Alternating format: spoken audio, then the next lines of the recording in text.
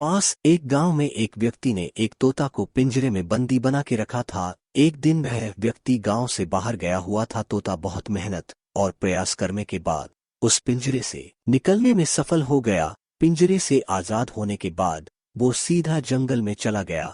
वहां उसके खुशी का ठिकाना न था। वह कभी इस डाल पे बैठता, कभी उस डाल पे, कभी उड़ता तो कभी पेड़ से ताजे फल खाता। उसे आजाद होकर बहुत मजा आ रहा था और ऐसे ही उसका जीवन व्यतीत हो रहा था। एक दिन उस एक शरारत सूझी। उसने देखा कि एक हाथी एक पेड़ के नीचे बारे आराम से सो रहा था। तोता तेजी से पेड़ पर से उड़ा और हाथी की तरफ आने लगा। हाथी गहरी नींद में था। तभी तोता उसके सिर पर बैठकर उसके सिर में चोंच मारने लगा। हाथी को दर्द हुआ तो वो नींद से उठ गया। ये देखकर तोता झट से उठकर जा बैठा और हाथी फिर से सोने लगा। तोते को ये करके मजा आया तो उसने दोबारा किया। इस बार हाथी उस पर जोर से चिल्लाया और कहा, तुम मुझे बार बार परेशान क्यों कर रही हो? तोते ने हाथी का मजाक उड़ाते हुए कहा, तुम इतने मोटे और सुस्त और मैं इतनी फुलपिली और छोटी, तुम मुझे कैसे पकड़ोगे? तोते का ये घमंड हाथी से डके हाँ ना गया और हाथी ने एक तरकीब सोची। हाथी वह से चला गया